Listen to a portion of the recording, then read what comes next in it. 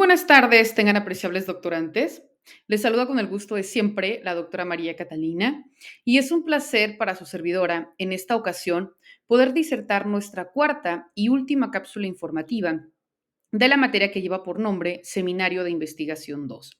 Y en esta ocasión abordaremos tanto en lo que consiste el universo y muestra y también las funciones de la educación y en qué consisten los principales agentes socializadores para que en ese mismo sentido también lo podamos complementar o unificar dentro de nuestro proyecto de investigación.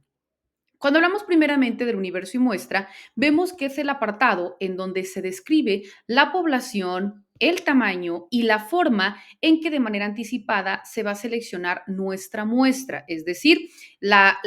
población objetivo o hacia dónde vamos a redireccionar nuestro proyecto. Por ello se dice que el tipo de muestreo, en caso de que exista la investigación, es en donde se va a describir y en donde se va a argumentar la decisión sobre, como repito, nuestra población objetivo.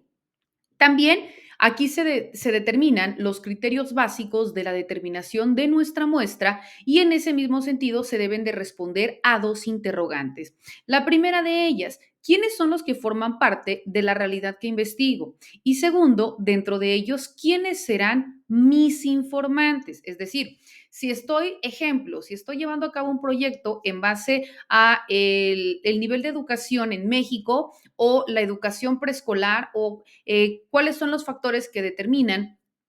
la analfabetización en México. Entonces, tengo que redireccionar hacia dónde voy a dirigir mi proyecto, hacia qué sector de la población, si va a ser en base a un nivel profesional, licenciatura, no sé, se me ocurre nivel básico. Entonces, dentro de esa población, si va a incidir en zonas urbanas, en zonas rurales o en el mismo sentido, repito, hacia dónde yo voy a querer impactar con mi proyecto de investigación. Y una vez que yo haya identificado mi población objetivo, voy a identificar quiénes van a ser mis informantes, es decir, en dónde yo voy a acudir para obtener toda aquella información que me va a servir de base para que luego entonces sea identificable. Voy a basar en la institución, en la escuela secundaria técnica número tal. Entonces mi población objetivo va a ser los estudiantes de esa institución o los docentes de esa institución o los padres de familia de esa institución. Entonces, aquí estamos identificando cuál va a ser mi campo de investigación y quiénes van a ser las personas que me van a otorgar todo este bagaje de información. También en ese mismo sentido es importante citar que la recolección de todos estos datos requiere también que nosotros veamos cómo vamos a obtener esa información y por tanto tenemos de manera anticipada que identificar un procedimiento para que llevemos un orden al momento de captar todo el cúmulo de información. Esto es para poder delimitar el universo de estudio, el tiempo, el espacio, el número de unidades con los que vamos a requerir para poder hacernos llegar de esa información y también cómo, cuándo y dónde vamos a aplicar todo este proceso y nuestro instrumento. Es decir, si vamos, se me ocurre, a necesitar que me realicen encuestas o que me respondan encuestas, pero también voy a necesitar, no sé, que acudan a un proceso de acumulación de información mediante un taller o qué sé yo, entonces puedo decir, bueno, voy a aplicar 10 encuestas, 5 para docentes, 5 para alumnos, una va a ser el lunes de tal fecha de tal mes y el taller va a ser en tal fecha, o sea, ya tengo que seleccionar cómo voy a incidir y cuál va a ser el tiempo, el lugar y los grupos. También es importante que nosotros identifiquemos nuestros grupos focales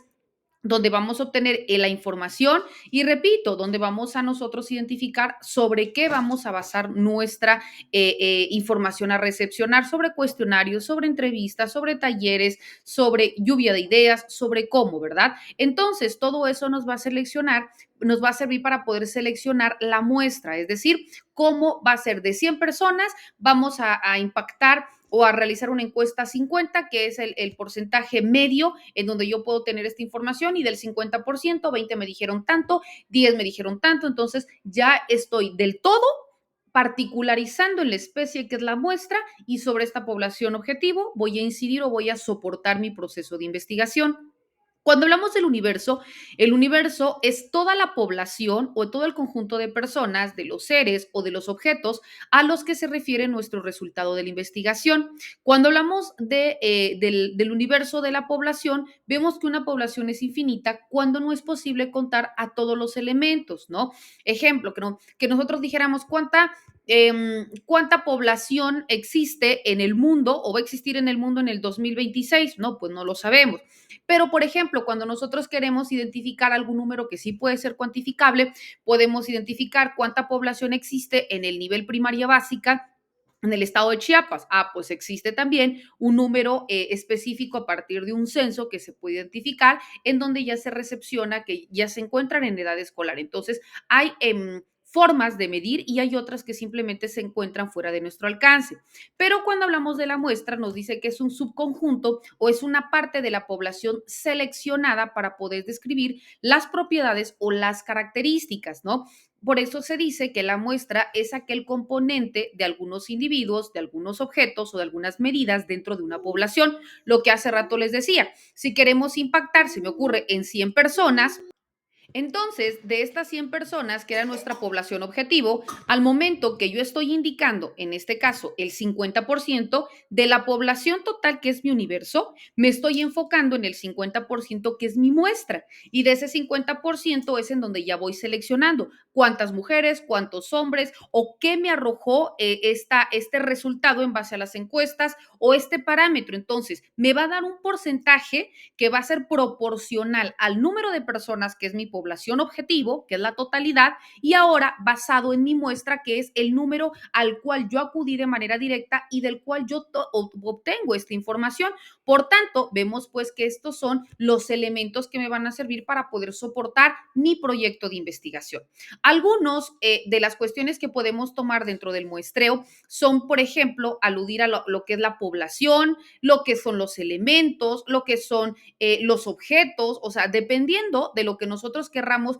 los alumnos, el número de víctimas, no sé, en base a donde lo que nosotros querramos soportar o que estemos hablando dentro de nuestro proyecto de investigación, va a ser precisamente el tipo de muestreo que nosotros vamos a tener. Y todo esto nos va a llevar a una estadística, es decir, un número aproximado de resultado que es la población objetivo. Cuando hablamos dentro de la estadística en la investigación, vemos que esta está conformada por un conjunto de técnicas que sirven para la organización, para la presentación de gráficas y también para el cálculo de cantidades que son representativas dentro de un grupo de datos y que sirven para específicamente dentro de la métrica, es decir, que nos van a otorgar datos que en un momento puedan ser medibles o puedan ser cuantificables y también para la no paramétrica, que son todos aquellos datos que son observados en base a las cuestiones que de manera inmediata tenemos, pero que no pueden ser en un momento dado medibles. Dentro de estas formas de clasificación de las muestras y de la población o del universo, vemos que es finalmente el dato certero que nos va a llevar en base a toda esta lluvia de información que nosotros ahora ya estamos identificando. Pero para ello también es importante que nosotros identifiquemos el siguiente punto, que es las funciones de la educación y los principales agentes socializadores. Cuando hablamos de las funciones de la educación, que es precisamente todo esto que nos está llevando el proyecto de investigación enfocado a nuestro campo de estudio,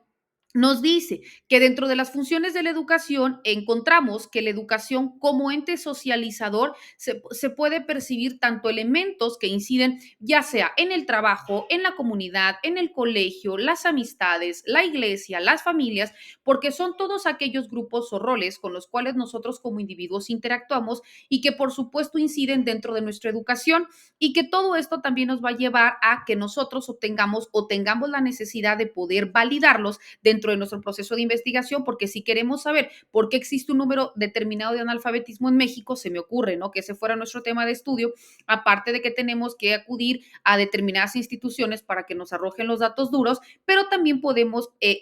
tomar alguna información dentro del contexto social, porque también puede ser que dentro de ese nivel educativo o dentro de ese grupo social, pues exista una comunidad rural o que es una comunidad marginada o que se encuentran en extrema pobreza, o sea, sea, estamos tocando otros agentes que también están incidiendo en que exista este rezago educativo. También cuando hablamos de las funciones de la educación, vemos que la familia es importante porque es aquella que en su momento va a aportar elementos para que el educando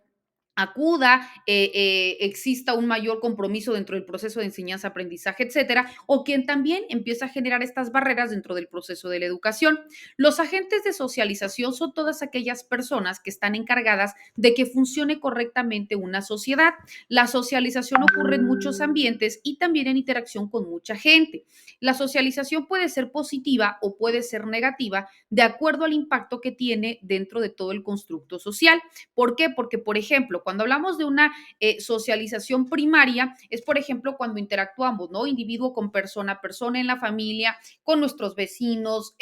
dentro de algún club, no lo sé, estamos interactuando, está sirviendo para una retroalimentación. Pero también existe una socialización secundaria, que es cuando nosotros, se me ocurre, permanecemos un tiempo, no sé, viendo telenovelas o viendo algunas cuestiones que no nos van a nutrir, pero por el contrario, también forma parte de una socialización secundaria cuando, por ejemplo, utilizamos, se me ocurre, el televisor y vemos programas que es como Discovery Channel, ¿no? O algunos programas que nos van a servir para obtener un cúmulo de información. Entonces, aunque sea socialización secundaria, sí nos está nutriendo. Entonces, vemos también que todos estos agentes son también los que nosotros tenemos que tomar en consideración si nosotros queremos aplicarlos dentro de nuestro proyecto y para con ello poder ir cerrando y poder ir concluyendo nuestro proceso. Vemos, apreciables alumnas y alumnos, que estos y otros temas son los que vamos a continuar disertando en nuestras sesiones virtuales y como siempre quedo a sus órdenes ante cualquier circunstancia. Que tengan excelente tarde. Hasta luego.